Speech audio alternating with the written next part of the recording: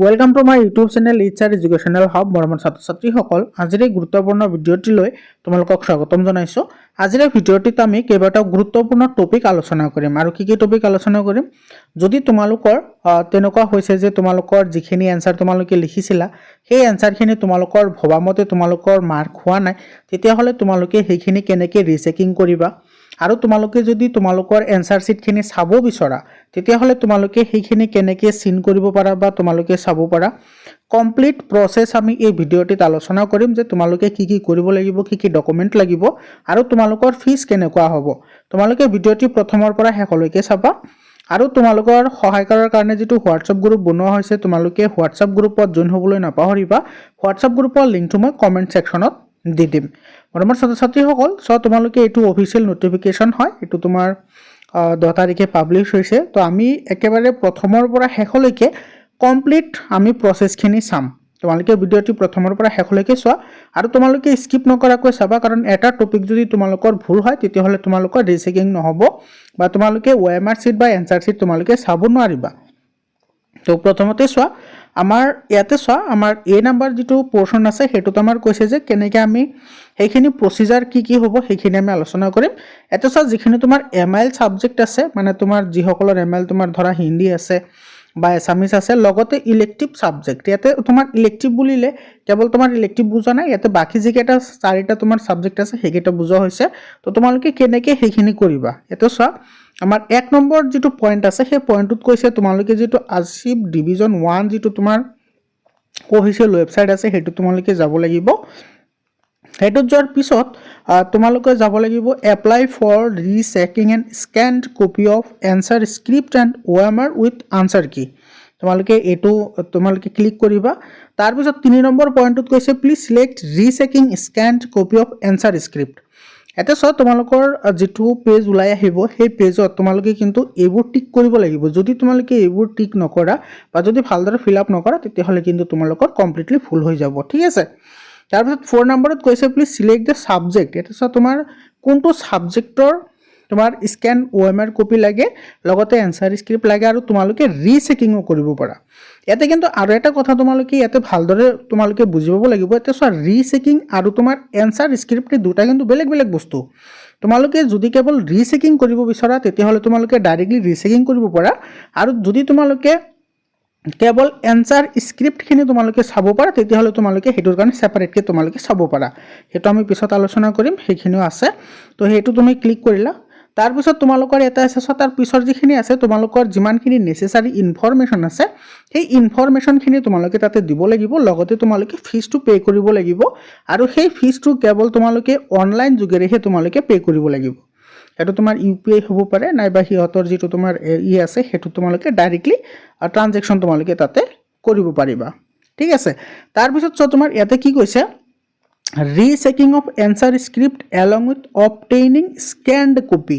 এটা চোৱা তোমাৰ যিখিনি ৰিচেকিং হ'ব আৰু সেই ৰিচেকিঙৰ যেটো তোমাৰ স্ক্যান্ড কপি আছে সেই কপি যদি তুমি পাব বিচৰা তেতিয়াহ'লে তোমালোকে 400 টকা দিব লাগিব। এটা চোৱা 400 টকা তোমালোকে ইয়াতে পে কৰিব লাগিব পাৰ সাবজেক্ট মানে এটা সাবজেক্টৰ কাৰণে 400। এটো কিন্তু মনত কৰিবা আৰু এইটো চোৱা এইটো লাইন কিন্তু তোমালোকে ভালদৰে চোৱা। ইয়াতে কৈছে তোমাৰ থিওৰি কোৱেশ্চন পেপাৰ এক্সক্লুডিং কৰি মানে তোমাৰ যেটো থিওৰি পেপাৰ আছে সেই থিওৰি পেপাৰ যদি তোমালোকে চাব লাগে তেতিয়াহ'লে কিন্তু তোমালোকে আৰু এক্সট্ৰাকে পে কৰিব লাগিব, বুজি পাইছানে। হেতু আমাৰ ইফালে আছে তোমাৰ পিছত আছে সেইখিনি আমি আলোচনা কৰিম। ইয়াতে চোৱা তোমাৰ এক্সক্লুডিং বুলি কৈছে তো তোমালোকে ইয়াতে 400 টকা তোমালোকে সেইখিনি দিব লাগিব।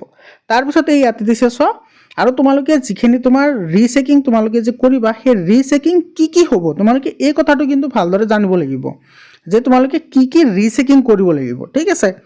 এটা চোৱা তুমি যদি ৰিচেকিং অপশনটো যদি তোমালোকে ক্লিক কৰা তেতিয়াহ'লে তোমালোকৰ কি ৰিচেকিং হ'ব এইখিনি চাবা ভালদৰে লক্ষ্য কৰা। এইখিনি তোমাৰ কৈছে যে retotalling of mark awarded by the examiner মানে তোমালোকৰ যিখিনি মাৰ্ক আছে বা যিখিনি তোমালোকে পাইছা সেইখিনি আকৌ মানে যোগ কৰিব বা প্লাস কৰিব।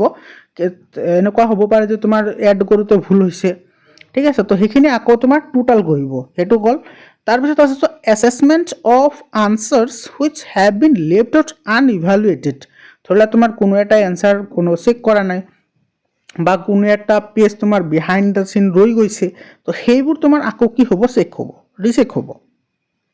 বুজি পাইছানে? আৰু 3 নম্বৰ পইণ্টটো তোমাৰ কি কৈছে, কাৰেকশ্যন অফ ৰং entry marks of any manner.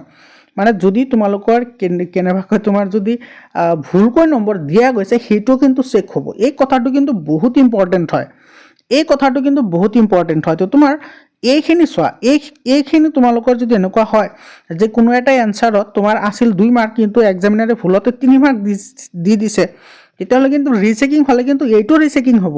তো এই ক্ষেত্ৰত তোমালোকৰ কি হ'ব, যিমানখিনি মাৰ্ক পাইছা সেই মাৰ্কতকৈ তোমালোকে কম মাৰ্ক পাব পাৰা। এই কথাটো কিন্তু মন কৰিবা, ঠিক আছে? তাৰপিছত তোমাৰ কি কৈছে চোৱা, তোমালোকে যিখিনি ৰিচেকিং কৰিবা সেই ৰিচেকিঙৰ যিটো ইনফৰমেশ্যন আছে সেই ইনফৰমেশ্যনটো তোমালোকে চোৱা এইটো 30 দিনৰ ভিতৰত তোমালোকে পাই যাবা। আৰু কেনেকৈ পাবা, SMS দিব, তোমালোকৰ যিটো মোবাইল নাম্বাৰ দিবা সেইটো নাইবা ইমেইল দিব। এই কথাটো মই আগতেও কৈছোঁ তোমালোকক। তাৰপিছত চাবা ইয়াতে তোমাৰ কি কৈছে, in case of any change in marks, যদি কোনো ধৰণৰ মাৰ্কৰ পৰিৱৰ্তন হয় নাইবা তোমাৰ ৰিভাইজড যিবোৰ চাৰ্টিফিকেট আহিব, হয় অবভিয়াছলি আহিব।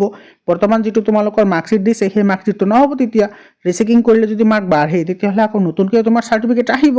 তো সেইবোৰ চাৰ্টিফিকেট তাৰপিছত তোমাৰ মাৰ্কশ্বিট এই সকলোবোৰ তোমাৰ অৰিজিনেল আহিব, কোনো ধৰণৰ ইয়াতে প্ৰব্লেম নাথাকে। তোমালোকে ভাবিব পাৰা যে সেইবোৰত কিবা ডুপ্লিকেট লিখা থাকিব নেকি, নাথাকে।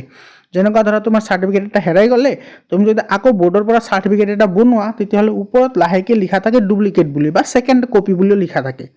তো এইটোত কিন্তু তেনেকুৱা নহয়, গোটেইখিনি তোমাৰ 100% অৰিজিনেল চাৰ্টিফিকেট হ'ব। সিহঁতে তোমাৰ ইয়াতে ডাইৰেক্টলি ইয়াতে ক্লিয়াৰলি কৈ দিছে, অৰিজিনেল চাৰ্টিফিকেট কাম marksheet in the board office, ঠিক আছে?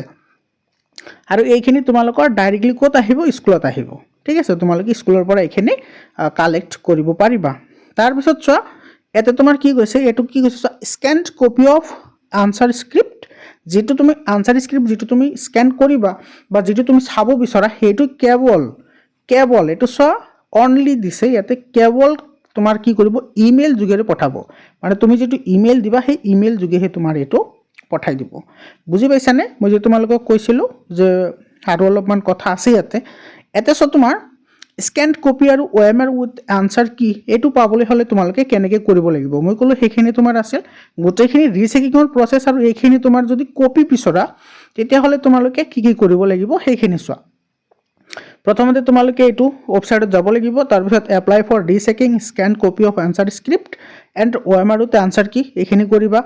তাৰপিছত তোমাৰ scanned copy of OMR and answer key এইটো তোমাৰ অপশ্যন টিক কৰিব লাগিব। তাৰপিছত যিটো ছাবজেক্টৰ কাৰণে তোমালোকে বিচৰা সেইটো তোমালোকে তাতে টিক কৰিব লাগিব। তাৰপিছত যিমানখিনি ইনফৰমেশ্যন তাতে সেই পেজটোত লাগে তুমি সেই গোটেইখিনি ফিল আপ কৰিব লাগিব, ঠিক আছে?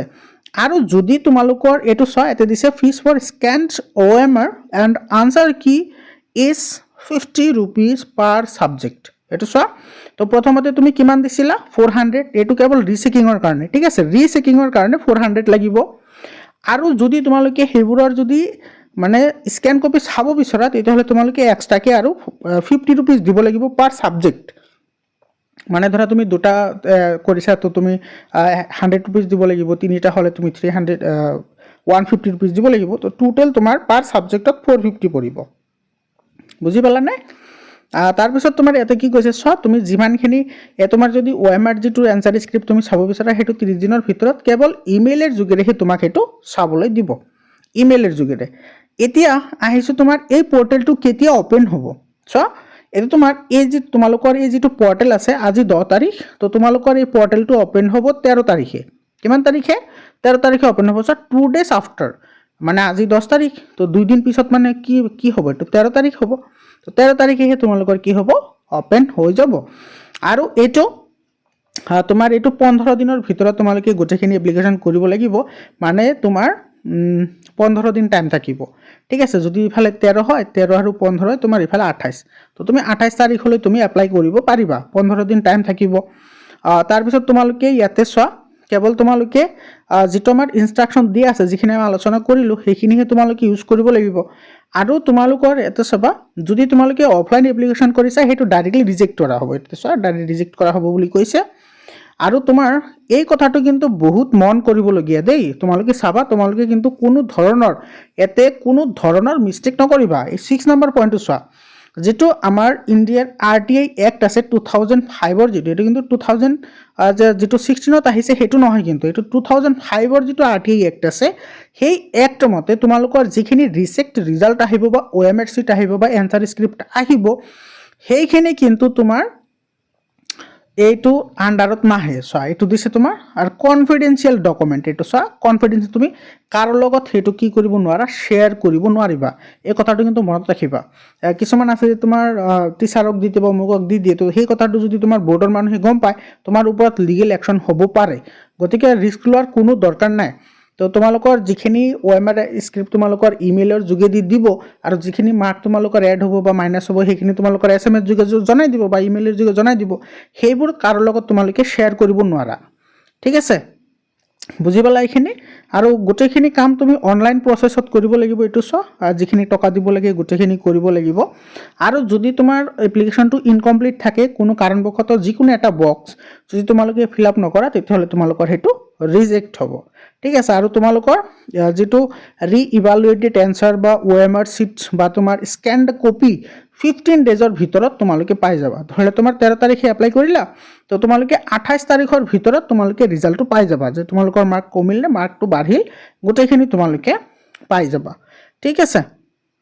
তাৰপিছত তোমাৰ কি কৈছে চোৱা, scanned copy of the evaluated answer script would be provided after blocking all information relating to the identity of examiner, evaluator or any other officials associated with the examination process, as also mark the answer therein. তো তোমালোকে যিমানখিনি তোমালোকে লিখিছা, যিজনে তোমাৰ কপিটো check কৰিব, সেই গোটেইখিনি কাম তোমাৰ সম্পূৰ্ণ তোমাৰ যিখিনি আছে ইনফৰমেশ্যন আছে, সেইখিনি পোৱাৰ পিছতেই ষ্টাৰ্ট কৰিব। তাৰপিছত চোৱা, ইয়াতে কি কৈছে, decision of the competent authority of the board on the mark awarded shall be final and binding on the candidate. এইটো চোৱা, যিটো মাৰ্ক তোমাৰ ৰিচেকিঙৰ সময়ত তোমাৰ যিখিনি মাৰ্ক তোমালোকক দিব, সেই মাৰ্কটো কিন্তু ফাইনেল মাৰ্ক হ'ব। তাৰপিছত আৰু তোমালোকে এইটো কৰিব নোৱাৰা, সেইটো চব বাইণ্ডিং বুলি কৈছে, তো সেইটো তোমাৰ অৰিজিনেল মাৰ্ক হ'ব। তাৰপিছত কৈছে, the candidate shall have to keep undertaking the scanned copy along with the rechecking of answer script shall not be given any institute or school for display or any commercial purpose or print media and electronic media by him or her or any on his or her behalf. Violation of this instruction shall be liable for legal action. এসব 12 number পইণ্টটো মই এটা আগতেও কৈছোঁ, যে তোমালোকৰ যিখিনি স্কেন্ড copy তোমালোকক দিব বা যিটো তোমালোকে OMR চিট যিটো তোমালোকে চাবা, সেইটো কিন্তু তোমালোকে কাৰো লগত শ্বেয়াৰ কৰিব নোৱাৰা। আৰু যদি শ্বেয়াৰ কৰা, তেতিয়াহ'লে সিহঁতে লিগেল একশ্যন ল'ব। মানে আমাৰ চৰকাৰী মতে যিটো একশ্যন ল'ব পৰা যায়, সেই লিগেল একশ্যন কিন্তু ল'ব। আৰু তুমি কাক কাক দিব নোৱাৰা, চোৱা, সেইটো তুমি মোকো দিব নোৱাৰা, কাৰণ এইটো চোৱা, মই যিহেতু ইউটিউবৰ লগত জড়িত, এইটো চব প্ৰিণ্ট মিডিয়া বা কোনোবাই তোমাৰ প্ৰিণ্ট কৰিব, চুপে চাপে প্ৰিণ্ট কৰিব, তথাপি দিব নোৱাৰা। ইলেক্ট্ৰনিক মিডিয়াৰ ভিতৰত তোমাৰ সকলো আহে, যেনেকুৱা তোমাৰ মোবাইল ফোন কোৱা, চেলফোন কোৱা, যিকোনো তোমাৰ মোবাইল আছে, আছে, আৰু সেইটো তোমাৰ কাৰো বিহাপতো দিব নোৱাৰিব। কাৰো বিহাপ মানে ধৰি লোৱা যে তোমাৰটো কাৰোবাৰ হতুৱাই তুমি আনিছা, তেনেকুৱাও কৰিব নোৱাৰা। মানে এইটো 100% ডাইৰেক্টলি তোমাৰ কেণ্ডিডেটৰ ওচৰতহে যাব। বুজি পাইছানে? তাৰপিছত তোমাৰ ইয়াতে কৈছে, হয়, এটা কৈছে তোমাৰ দ্য স্কেন্ড কপি, এটা চোৱা, দ্য স্কেন্ড কপি 13 নম্বৰ পইণ্টটো, the scanned copy of evaluated answer script shall not be challenged by any examinee in the court of law or make any claim on this account in any forum.